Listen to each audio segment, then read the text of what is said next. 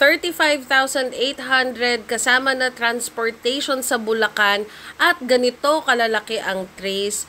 Good for 50 packs mga kamari-chef. O sige, i-bash nyo na ako kung mahal kami. Sige na, fine. Pakita ko na lang kung paano ko ginagawa yung kare-kare para maibang usapan. At dahil catering is life, motherhood is lifer, and TikTok is lifest, tuturuan ko naman kayo today kung paano ko ginagawa yung aming kare-kare.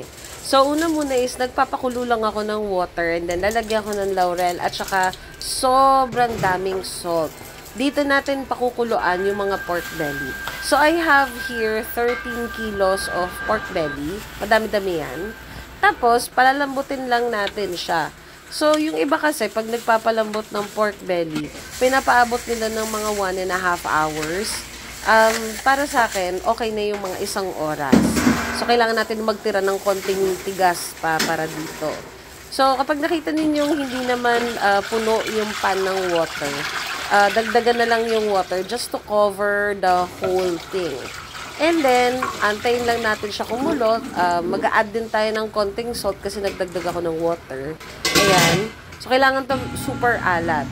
And then, ito na kami, nag-a-assemble na ng iba pang mga order habang inaantay natin kumulo ito. So, magawa ng cordon bleu na napakarami. Tapos, dahil may chicken skin dun sa mga chicken breast, ginawa namin siyang chicken skin chicharon, which is very unhealthy. Tapos, itong order na to will go to Bulacan. So, medyo, Mekawayan, Bulacan, malayo siya.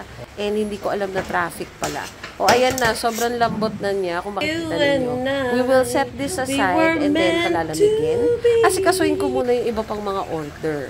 And then, for the peanut sauce, so, gumagamit ako nito Bruce, sugar-free siya na peanut butter. So, kapag nakapaggisa ka na, maglalagay ka ng puso ng saging, tapos lalagyan mo ng water na, yung broth na pinagkuluan ng pork, pinagkuluan ng ibang mga vegetables, tapos lalagyan mo na ng atsuete. And then, usually I use 2 bottles of this Bruce sugar-free peanut butter. Ang sarap niya talaga, promise. So, ayan, after natin i-lechonin yung pork belly, we're ready to arrange it. Ay, sinasabi ko sa iyo, ang lutong niya. So, nilelechon ko yung pork belly instead na prituhin. So, parang lechon kare-kare. Mga 4 na oras yan sa oven. So, this order is worth 42,800 at good for 50 persons. Kasama na yung delivery fee dyan at saka yung mga kaluluwa namin, mga marichef. And this stretches up to 60 packs. Alam nyo ba, may order din siyang baked salmon na 3 tray. Naiwan. So, nag-refund tuloy ako. Sayang. Nasa freezer kasi. Alam nyo yan, lagi yan salmon. Lagi ko nakakalimutan yan. Ang tagal kasi isalang. So, anyway, ayan. So, you garnish your kare-kare however you want to. And, nagsaset aside ako ng sauce. Kaya kung makikita ninyo, ba't ganyan yung itsura? Kasi yung sauce, nilalagay ko sa ibang container para hindi napapanis yung pechay. Tapos, ayun na yung bagoong. I'm setting it aside. Gawa ko din yan. And, ayun na yung mga cordon bleu. Kalmado pa akong nag-video. Pinadala ko pa kay client. Nakalimutan ko pala yung salmon. Napa-refund tuloy ako nung worth nung salmon. Dapat 42,800 yung bill nila eh. So, ayun lang. Bye-bye!